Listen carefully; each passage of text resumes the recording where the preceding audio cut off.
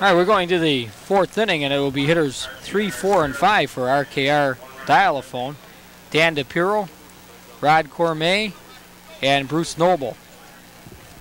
So it will be hitters 3, 4, and 5. And Darryl Moxley continues to work out on the mound. Some of the people in attendance here enjoying some cool beverages down that first base line.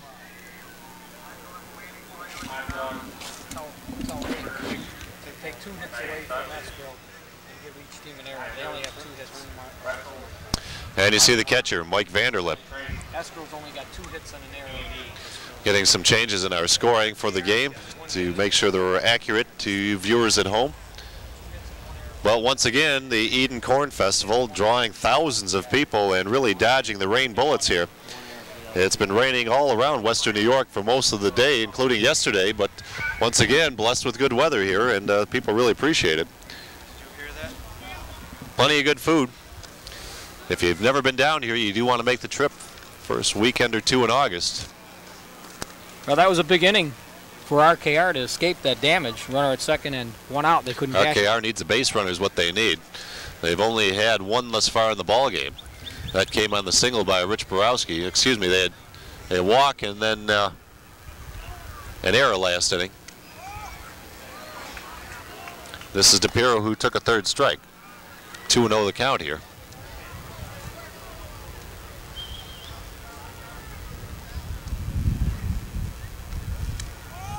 That misses inside. In fact, that's Jeff Kubera, the hitter, in the bottom of the 4th to lead off here. Strike called. Kubera bounced back to the pitcher. Last time up. I believe the count is 3-1. Good look from behind the center field area. There's a strike in the outside corner, 3-2. And Moxley gets in a groove. He can be awful tough.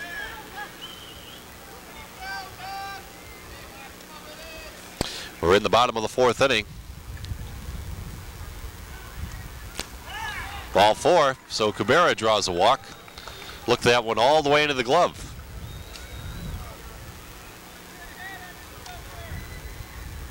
Yeah, good job by Jeff Kubera.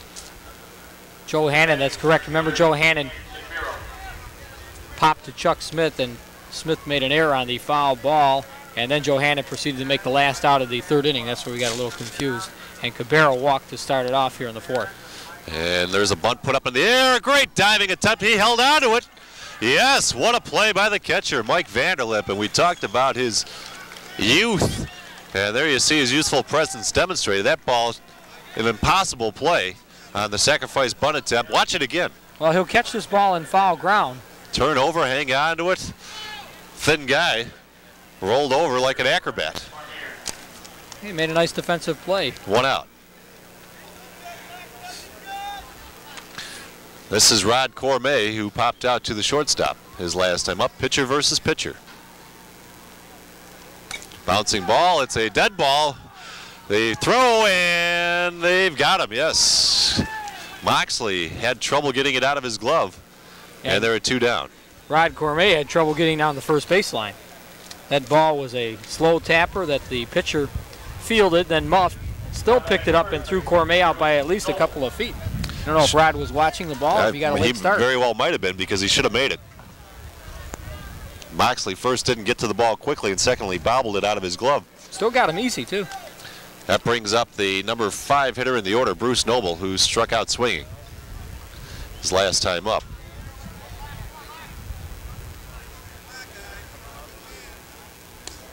Down low, ball 1.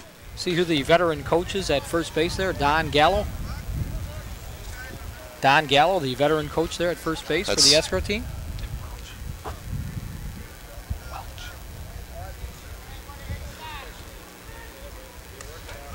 Strike called. 1 ball, 1 strike. Runner at second base. Big runner now in the middle innings for RKR Dial-A-Phone. They trail by a run. Noble, if he gets a deep hit, may have a chance to come around and score.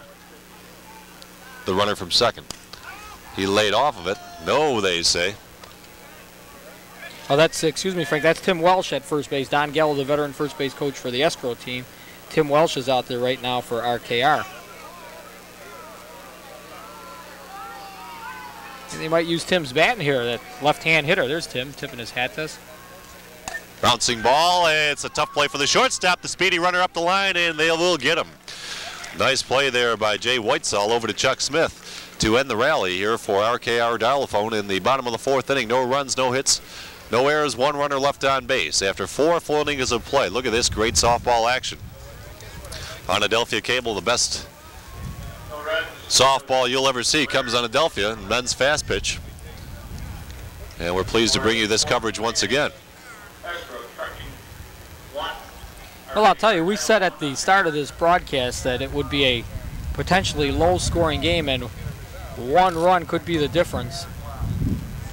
And I, for one, as a fast-pitch softball fan, I enjoy all sports, but I like fast-pitch softball because I played it for about 20 years, and still will kick around and play it a little bit. I think 1 run could win this game, Frank. This 1 run score, 1-0, might hold up. Dominant pitchers for both teams. Really settled into it. What do we have, a 2-hitter on one side and a 1-hitter on the other? That's right, and not too many threats either by each team. And you surround the pitchers with a solid catcher and decent defensive positions elsewhere, and it's not going to be a big running game. Okay, Andy Sedor leading off here in the top of the 5th. He's number 8 in your order. He'll be followed by Chico Timmons in the top, Jay Whitesell. Low and inside, ball 1. Temperature at about 65 to, let's say, 70 degrees here. And he lays off that one 2-0. And he looked at a 3rd strike to close out the 2nd inning, his first trip up.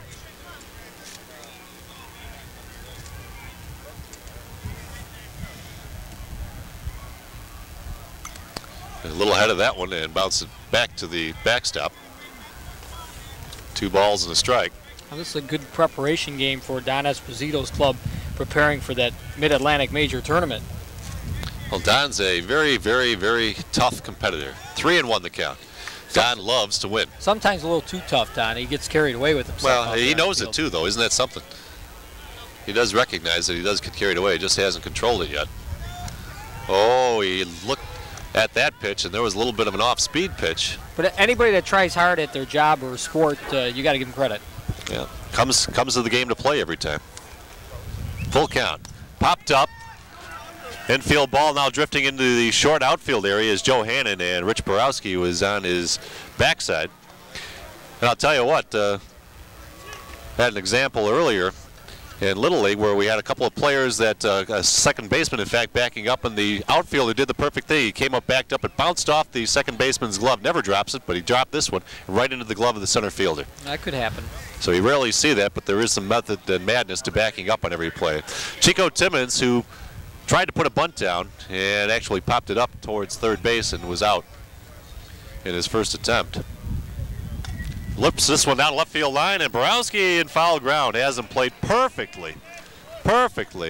And there are 2 down. Well, somebody had the book out on Chico Timmons as Borowski was right there, made a routine catch on what would be a sinking liner. Probably would have been a foul ball, but yeah, close no doubt. down the line. He caught it in foul ground, but I'm surprised, as you said, that he had him booked like that. Well, Joey Hannon's got the old little black book out, and he went over it with his players before the game. Jay Whitesell fouls this one into the midway and off the leg of one of the people in the midway area there. 2 outs, and Whitesell has been hit by a pitch, scored the only run of the game, then singled very strong to right center field his last time up. Yeah, they haven't been able to get Jay out yet. Top of the 5th inning. Squares the bunt. He deadens that ball perfectly. He's going to get there, and no throw. Whitesell crosses everybody up and puts himself on. Now we could have a candidate for our MVP here. 2 hits, hit by the pitch, and a run scored for Jay Whitesell. He has 50% of the hits for both teams. There's 4 hits total, and he has 2 of them, Jay Whitesell. 3 by Escrow now, and only 1 by RKR. That brings up Chuck Smith, and Chuck has had a little bit of difficulty as a hitter. He's hung in there. Last time up, he bounced, fouled off 2 or 3 or 4 pitches before striking out on a rise ball. Let's see what he does here. 2-out situation. Good hitters up for Escrow, and he squared the bunt. And the runner goes on a delayed steal, and they've got him. Puts himself into scoring position. Heads up play by this Whitesall. Here's our MVP. Continues to make things happen. At this point, he's got to be besides the pitching, the most dominant player on the field. Jay Whitesall, 2 hits, a stolen base, hit by a pitch, and has scored the only run of the game. Took advantage of the lapse there by the catcher and pitcher. This is popped up. It's going to be playable. Drifting over to foul ground is Kubera, and he squeezes it for the 3rd out.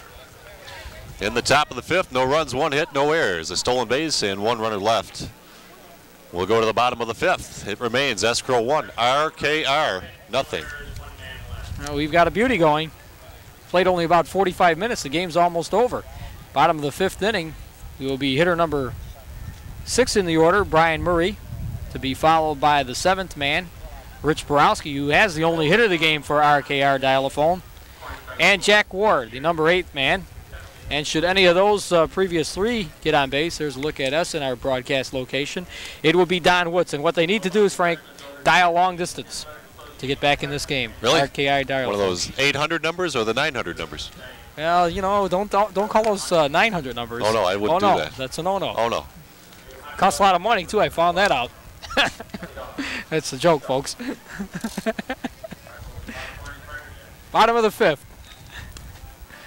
A 1-0 game. Let's see if they can dial long distance, RKR Dial-A-Phone. It's only 208 down the left field line and about 215 feet down the right field line and 240 to center. And by the way, we'd like to salute our crew who did a 2-hour parade, then had to tear down and had to go through all kinds of tough conditions because of all the enormous crowd situation and the people in attendance, and move our equipment and get this game underway. And we ran about a half hour late.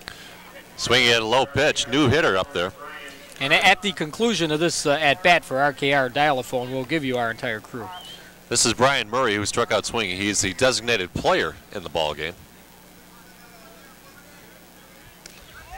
Same spot, didn't go after it. 1 ball, 1 strike. Well, Brian plays up in Canada, so he sees a lot of the hard pitchings. He should be able to hit Moxley. I think that's half the battle when you see the pitching more. A lot of the players around here don't see that hard stuff.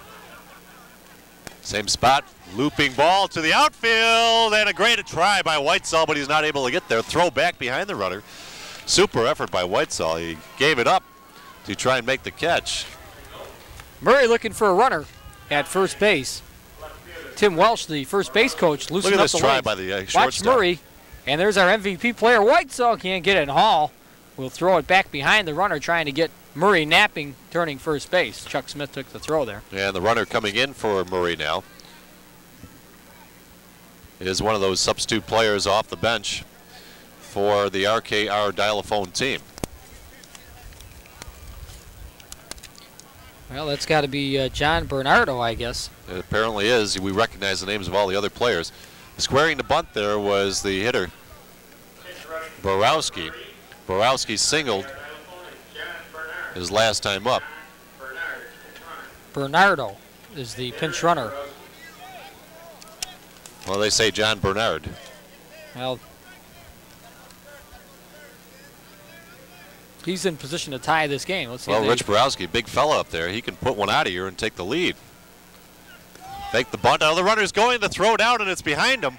Great stop by Whitesall on the steal. And the runner is in there very quickly. Bernard, with great speed, puts himself in scoring position. Now they want to know if he went to squared to bunt and if it was a strike call. Darryl Moxley is asking the home plate umpire for the call. It appeared to me that he did square. And Borowski doesn't believe it. Now is he a strikeout victim?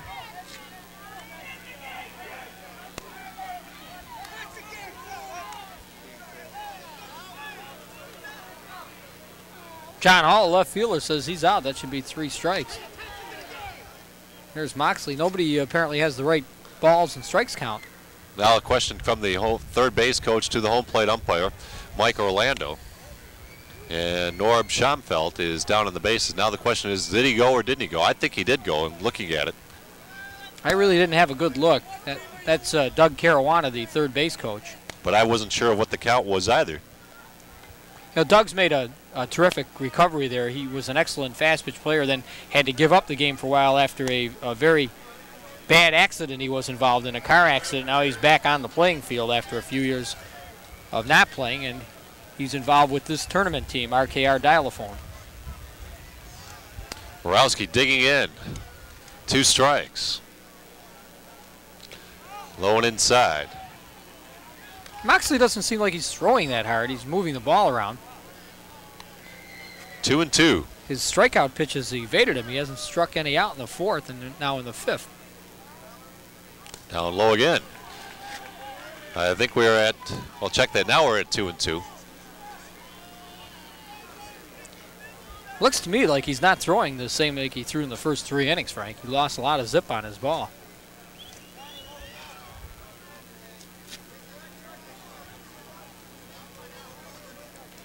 Two balls, 2 strikes. Nobody out. Runner at second base. Big opportunity for RKR. They need this run. Pitch, oh, and a big swing there from Rich Borowski. That had home run power. Now, Rich had a solid single to left. He's back in the 3rd inning. He is deep in the batter's box and dug in. There you see the position of the glove. Let's see if Moxley hits it. Swing and a miss, strike 3. He moved it inside on him, and there's your first out here in the bottom of the 5th. That's strikeout number 6 for the big guy, Moxley. And he's got another tough hitter, Jack Ward. Jack was up in a bunting situation back in the 3rd and ended up striking out looking. That was after he failed to get the bunt down a couple of times and fell behind 0-2. Right at the knees, strike called. Jack Ward looked at a 3rd strike his first time up. Jack is a strong hitter. Usually a very good contact hitter with good power. Bouncing ball, and that's off his foot, I believe, so strike 2. A lot of room in left center field if he's able to get around on it. Jack also can hit to right and right center field with power. Looking to time out Darryl Moxley.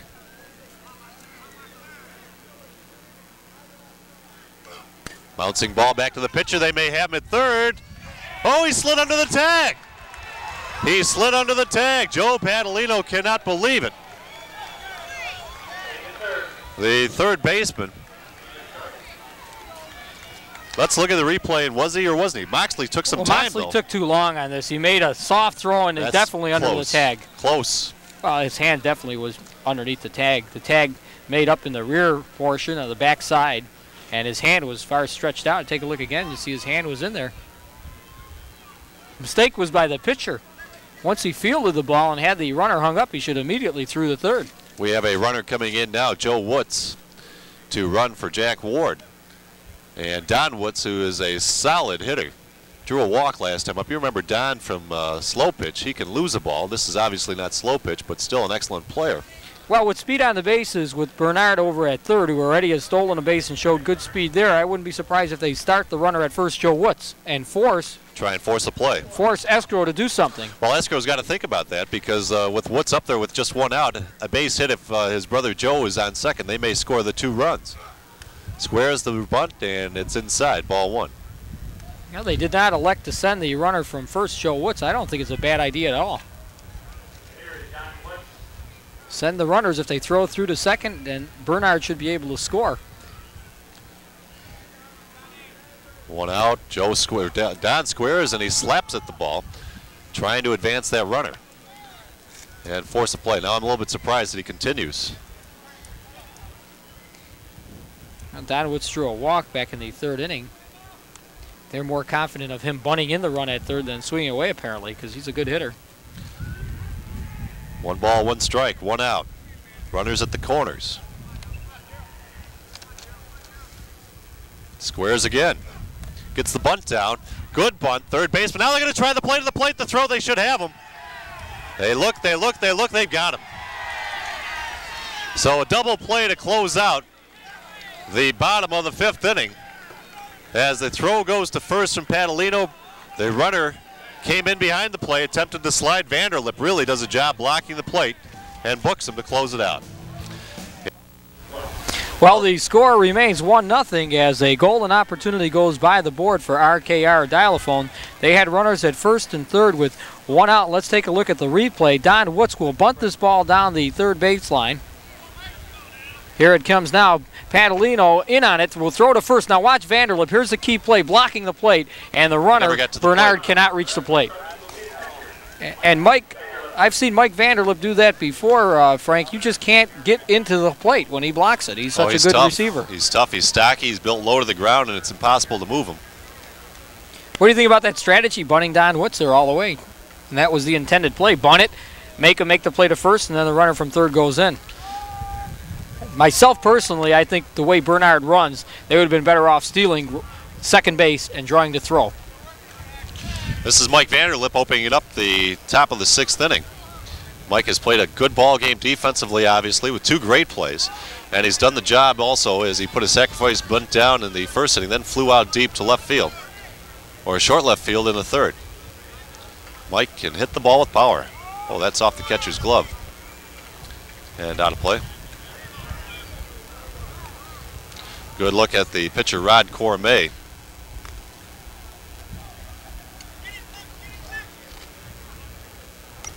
Fouled back and off the screen. Well, these good pitchers make the best of hitters look very meek at the plate. Each club now with 3 hits in the contest. It's a total of 6 for both the teams combined. Scheduled hitters after Vanderlip are Rychik and Esposito, then Moxley. Fly ball to straightaway center field. The center fielder drifts back, though, and puts it into the glove. Squeezes tight. That's Dan DePiero, and that's 1 out.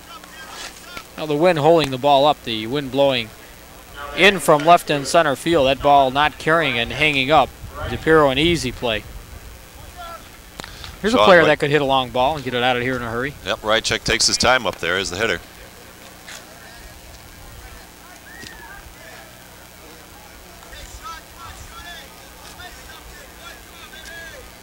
Rychik, the left-handed batter. Ooh, Caruana holds it for the umpire to see, and he says no. Rychik flew out deep to left field his first time up and then reached down in the air by the shortstop on a missed throw over to first base. 1 out, top of the 6th. Fly ball near Russ into the midway and off the top of the concession stand. Wow. And as I look around down the right field and left field lines, a crowd filled to capacity. All the seats filled and standing room only. Good crowd for this 5:30 start. More people down the right field line. That misses outside to Rychik. 2-1 the count. With 1 out. Don Esposito on deck. Swing and a miss. 2-2.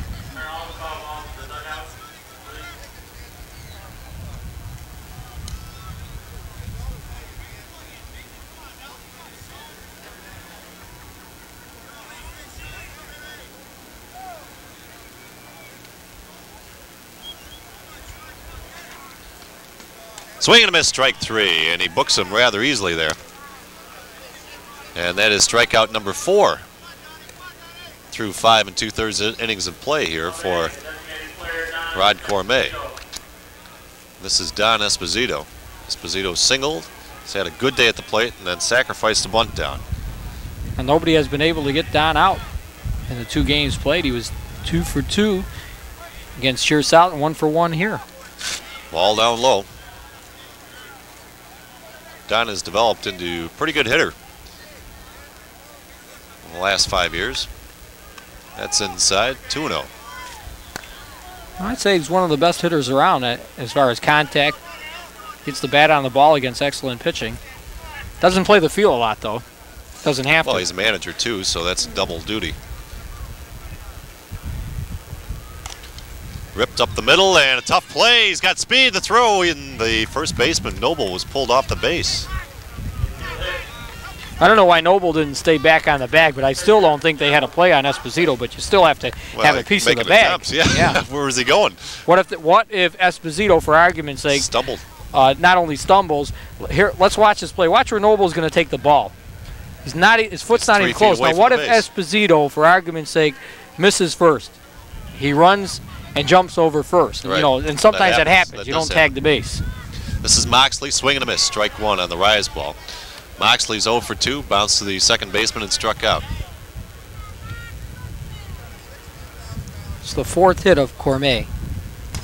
Bouncing ball, that'll go into right field, the base hit. Let's see what Woods does with it. The throw coming to third, and you're going to have him. And I don't know if he touched him. But Don Woods put it on a line and puts Don Esposito into the dugout. And unfortunately, on the base hit, he's put out. So in the top of the 6th, no runs, 2 hits, no errors, 1 left on base. It remains a tight ball game with 2 at-bats left for RKR. They trail by a run. Well, I'll tell you what, the Escrow team has run themselves out of 2 innings. In the first inning, they had a runner throw it out at the plate easily. That was Chuck Smith. And here, Esposito. Now watch, this is a short throw for the right fielder, and Woods puts it on the money. Whoops. Did he touch him? Yeah, I think he caught him in the shirt. Just enough to brush him, I guess. Was Don calling timeout, or? There's some people enjoying the ball game. Looking to get to that corn from the Corn Festival. Yeah, somebody likes that young lady. Whose camera shot is that? It couldn't be our professional producer out there and coordinator, Rick Carnett. Well, I want to give you the people working this broadcast, and they did a great job going from the parade to this game. And there's the Rickster. Rick Carnett on camera for this second game. He's also our executive producer. Our director for this broadcast is Dave Tasca and Mike Humbo, our engineer. On the cameras, the Rickster, Rick Carnett in center, David D to our right, and Nicky Berg. Nicky Berg is located behind home plate, I believe. And Dave Seiss is our intern on location. So a full crew. And well, the top of the order here in the bottom of the 6th for the RKR Dial team, and Daryl Moxley has been tough to solve in this ball game. He's given up just 3 hits. Joe is 0 for 2. Bouncing ball, hard shot. Whitesall with the play, though, and plenty of time over to first. Whitesall is a player. Player of the game. He's got 2 hits, a stolen base, hit by a pitch, and scored a run.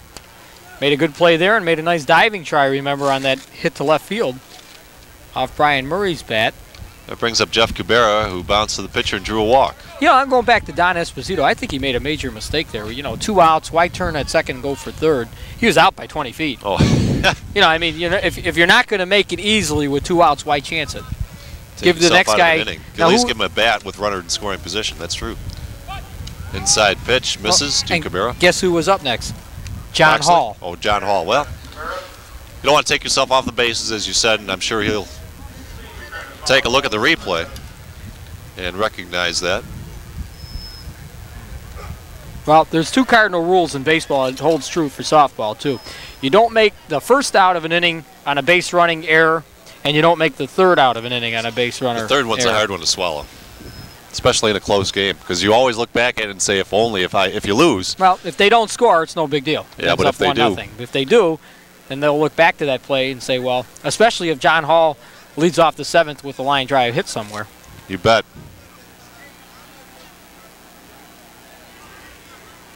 They can't solve Moxley, though. I mean, they got a tremendous break last inning when Moxley threw a little soft to third, and Bernard beat the throw to set up a 1st and 3rd situation, and they couldn't take advantage of it. Other than that, Frank, they haven't even threatened.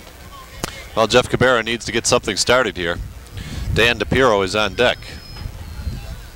Fly ball, deep right field, back, it's out of here! A home run for Jeff Kubera to tie this ball game up.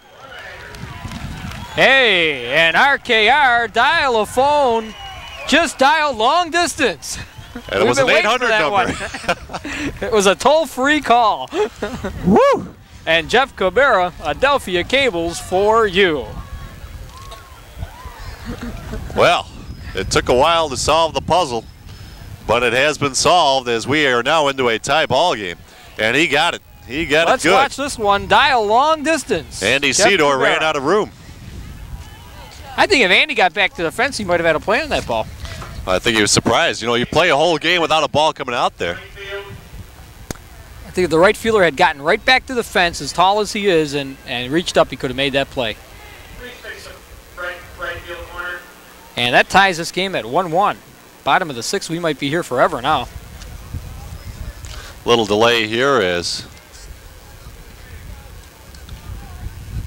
part of the fence down that right field line seemed to tip over. I can't understand that. That had nothing to do with the play. RKR. Now, let's go back to that base running play. Please fix the red fence. Spectators, please help us out.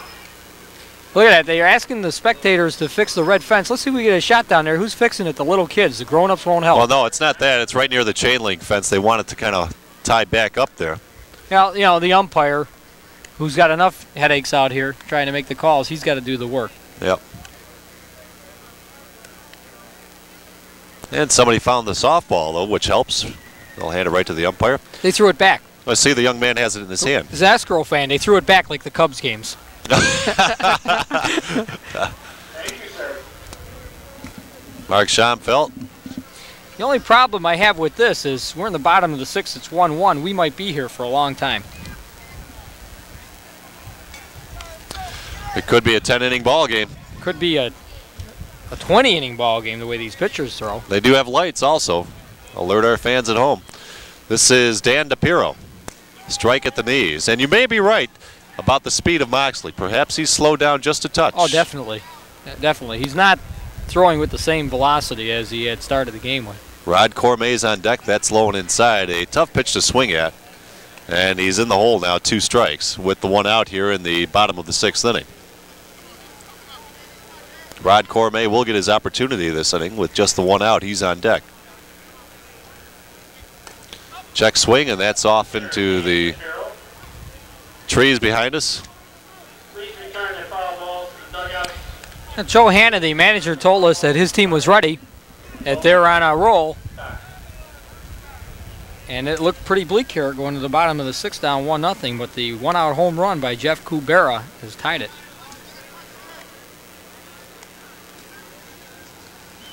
DePiro's really had a rough time in this game facing Moxley. He hasn't been able to solve him at all. Ooh, yeah. He punches him out. Took it on the outside corner and at the knees. And Dan wants to have a word with Mike Orlando. Is that an emphatic strikeout? No, I was putting it in the wrong way. Whenever you're scoring at home, if it's a strikeout looking, you make a backwards K rather than a regular K. A regular K is strikeout swinging on a third strike. Rod Cormay with the sun in his eyes and swings at a drop pitch, strike 1. You know, pitchers going up against pitchers, they always like to make contact. Hit that ball somewhere. Well, he could win his own game with one long swing, one long ball right here. Swing and a miss on the drop again. 2 strikes. Now let's see if the pitcher will stay with that pitch that's worked, or will he change to another location. He's got a 2-strike advantage, so he'll probably waste one. Same spot, same pitch, same result. 3 pitches, 3 strikes, and there's your 3rd out of the inning, striking out. But in the bottom of the 6th inning, there was just 1 run scored, enough to tie on that 1 base hit, a home run by Jeff Kubera. Nobody left on base, no errors. And we've completed 6, and look at this. We have the potential for extra innings. Astro 1, RKR 1. Overflow crowd here. The chicken, that's what we didn't get this year. What's the word on Eden that? Chamber of Commerce Chicken Barbecue. In years gone by, we've always enjoyed sitting down for a chicken dinner. And the Doughboy. I wonder if Rick Carneth, if he's able to give us an indication. Are we going for chicken after, or yes, no? Now we're going to the 7th inning. He's giving me that no committal sign. Like, who knows? Well, we might A have thumbs to up. order out for chicken because this game might go on forever. A thumbs up or a thumbs down, maybe. I think the crew ate earlier, Frank, before the parade because it was such a long. Did you see that? He gave me the down. Oh. And it really made sure I saw it. Well, you have to dig into that pocketbook. Here we go to the top of the 7th inning, and here to call the play. Let's go to Walter John Sears. Okay, thank you very much, Frank Stewart. We've got a beautiful ball game going here, a 1-1 tie, and that's how it should be in a championship game. And Hall singles to left. On the first pitch, he hits a rocket by third baseman Jack Ward off Gourmet. And Hall singles, and now what about that base running? Because that would have been the second run, most likely, but Rich Borowski has a gun in left. I don't think they would have sent him on a play like that. The ball in front of the outfielder, and it's a short porch here. I don't think Esposito would have scored, but again, you don't know. Hit number 6 for Escrow. Brings up Andy Cedar, and there's a strike. Here's the line score, 1 run now on 6 hits, 1 error, and 5 stranded for Escrow. 1 run on 4 hits, 1 error, and 3 stranded for RKR. Dial-a-phone. RKR Dial-a-phone's Jeff Kabira dialed long distance with 1 out in the bottom of the 6th. Homering over the right center field fence to tie this game at 1. We're in the top of the 7th. And a pitch out, and that gets away from the catcher. Caruana. That's too easy. Advancing to second is Hall. That's too easy. So now with none out, are they going to take 3 shots to hit him in, or are they going to butt him over the third? And they've got a contact hitter up next in Chico Timmons. Well, Andy Cedar with an opportunity to really put the bunt down now and make something happen. Cedar with a count of 1-1, bunts it, and it's a beautiful bunt. He made it play fair. Beautiful shot. The sacrifice in order. The play scored 3-2-4. The first baseman handling it Noble to Jeff Kabira covering, and advancing 60 feet to third base, the speedy Hall. So Hall's at third, and it sets it up for Chico Timmons. There's a good man for this spot. Chico's a good slap hitter. He popped out or hit a potential bunt up into the air and was caught at third, and then he flew out to short left field. Boy, the outfield is playing him extremely close, and there's a swing and a miss, 1 strike. He's the left fielder, Borowski, and the center fielder, DePiro, and also the right fielder, Woods, are about 150 feet away in the outfield. They don't think they're going to hit it over his head. Oh, we got to get a shot of these outfielders. Let's see. Well, John Hall wants to talk to the third base coach about it. Softball, look at it. Now the bases are 60 feet. Look where they're playing. The home run fence is 208, and there's the infield dirt. They're playing like if it's the bottom of the last inning and the winning run would score on a hit over the outfielder's head when you choke off. So they don't expect Timmons to hit a long ball. Well, he didn't last time. Borowski had him played perfectly. Well, I'll tell you what, a line drive with the right center field could be an inside the park home run. Bunt. And there'll be no play. Here comes the play home. No. And Hall scores. Caruana, and Timmons goes to second. Caruana did not expect to throw. A base hit for Timmons. The disadvantage of having a pitcher who will not throw the ball overhand. What happened was that the pitcher gave that fake sling like he was going to go to first to get the force out. He looked back, saw the runner was breaking, and he just flipped it back towards Caruana, who the last person in the park who expected the ball to come to him. Base hit for Chico Timmons. Pitcher held the ball long enough, Rod Cormier, where he would have not had a play at first. Timmons was going to beat it out. On the play, Hall scores. No RBI on the play. And taking second is Timmons. Because he wasn't going to come in, Frank. He was going to hold at third. He was going to hold, but as soon as he saw that there was confusion and that sling attempt by the pitcher, it faked everybody out, including the runner. Brings up Whitesall, our MVP of this game. And he takes a strike for a 1-1. Whitesall 2 for 2. Also hit by a pitch, scored a run on a stolen base. Hall has scored the second run of the game for Escrow. They now lead at 2-1 in the 7th. They have picked up their 6th and 7th hits of the contest. Good drop pitch. 2 strikes now.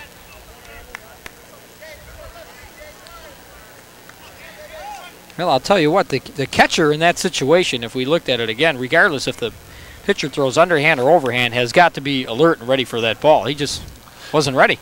Well, he's not looking in the sun either from his location. As you said, he got caught flat-footed. They never expected Hall to run in. Exactly.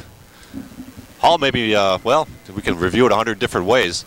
He was dead at home. Yes, he was. The catcher caught the ball. That's right. It put it right into his glove, but it bounced out of his glove into his chest, and Hall slid around it. Whitesall, our MVP, long drive, left field, caught by Borowski at the fence. Runners running. Round second, and I'm surprised they didn't take a shot and send him. As Borowski, after making the catch, a little bit of showmanship. Well, he had to tag. Timmons tagged second and third, and Borowski, a little showmanship. Great catch out there, but you got to get the ball back in. Let's take a look again. You see him get near the fence, and I think he was expecting to be closer to the fence. He had room to come down, and then he said, ooh, that felt good. And meanwhile, Timmons went to third base. Timmons at third. They could have tried to wave him around. probably would have been dead at home because Jack Ward would have had the relay in as Timmons turned third right behind third base. Smith fouls it off, 1 strike. 2 runs on 7 hits, 1 error, and 6 stranded on base in this game for the Escrow team now. They lead it 2-1, and now the question is, will they stick with their starter, Darryl Moxley, who gave up a home run in the 6th inning to Kubera, or go to Chuck Smith? A bunt, and it's foul by Chuck Smith, 2 strikes. You'd have to think the way Moxley has pitched, they keep him in, because after giving up the home run, he came up with consecutive strikeouts, right? Against the big hitters, Dan DePiero and Rod Cormier. Yeah, we're going to look at 5, 6, and 7 hitters in the order for RKR Dial-A-Phone in the home half of the last inning. Well, the game's dragged out a little bit now. Drive to center, and it's deep, but DePiero goes back to the warning track, and he's got it. 1 run, 2 hits, no errors, and 1 stranded. And we go to the bottom of the 7th inning, and the score is Escrow 2 and RKR 1. Well, it's going to take a home run again to tie this thing back up. That crazy play with a runner at third, they bunted Timmons, and Hall, for some unknown reason, broke in on his own. Would have been a dead duck at the plate, and Cormier fired it underhanded to the catcher, Greg Caruana, who did not expect the ball, and it hit him in the midsection. And I wonder what the count was on Timmons when he bunted. I know he swung through and missed 1. He had 1 strike, 1-1, I believe. Okay. Well, this is it. Bottom of the 7th inning, the home half of the 7th. And it's Bruce Noble, Brian Murray, and Rich Borowski. Some pretty good hitters in there, 5, 6, and 7 hitters.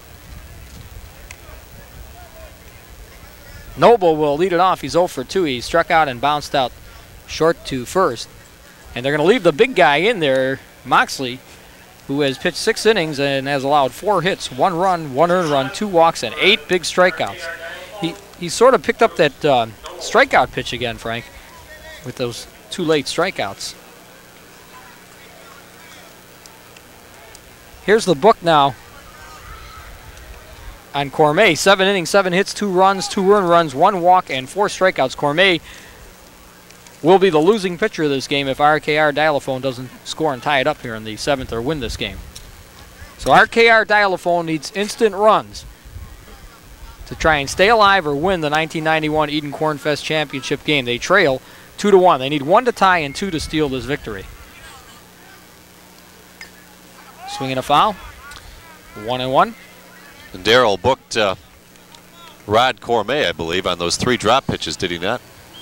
3 pitches and 3 strikes? That's Cormier, right. Yeah, he didn't swing that well up there, Rod Cormier. So he's going with the drop pitch later in this ball game to keep the ball in the ballpark.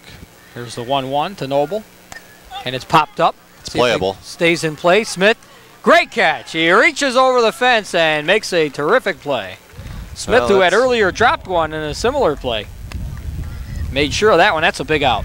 That's a huge out. Now watch what happens here. As remember previously he had dropped one into the dugout. He's concerned about the fence, but he gives it up a little bit there and puts himself in a position to get the glove underneath it. And that brings up Brian Murray. He is 1 for 2. He has 1 of the 4 hits for RKR Dial-A-Phone. Bounce back to Moxley. The toss to Smith. Moxley's too huge a target to try and hit it up the middle sometimes, you know? Well, all that stands between Darryl Moxley and the win is Rich Borowski, who is 1 for 2 with a base hit on a strikeout. But this guy has got home run power. He's a well-built young man, and he could put it out easily if he gets his pitch and connects. But Moxley, Frank, has pitched a beautiful ball game as it looks like he's going to outduel Rod Cormier. Swing and a miss, 1 strike. We'd like to thank all the people in Eden, New York from the committee. Howard Reallier, the committee chairman. Bill Faircloth, the committee co-chairman. Jack Smith, the softball tournament director. And the Eden ground crew over here for doing a fabulous job on the field. And on this weird day when just miles away in Hamburg, New York, the fields were completely flooded 3 hours ago. And it may be doing it again. Look at how dark it is up north here. This field is in perfect softball shape. The Garden of Eden.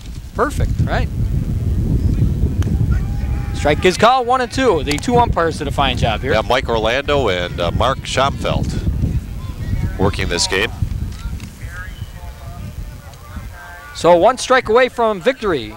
Darryl Moxley and the Escrow Trucking Company. Swing and a miss, he got him. Moxley strikes out. Rich Borowski to end it. He finishes strong with 9 total strikeouts and a terrific ball game for Adelphia Cable Television coverage. Escrow wins the 1991 Eden Corn Festival Championship 2-1. Excellent ball game, and you expect 2 pitchers to dominate. Rod Cormier got into some trouble early, got a little respite there when his team tied it up on the solo shot off of the pitcher. Jeff Kubera hit that one out for the RKR team, but just not enough. As in the next top of the 7th inning, the Escrow team came right back and played 1 run on 2 base hits. Good defense by both clubs throughout. It's been an exciting game.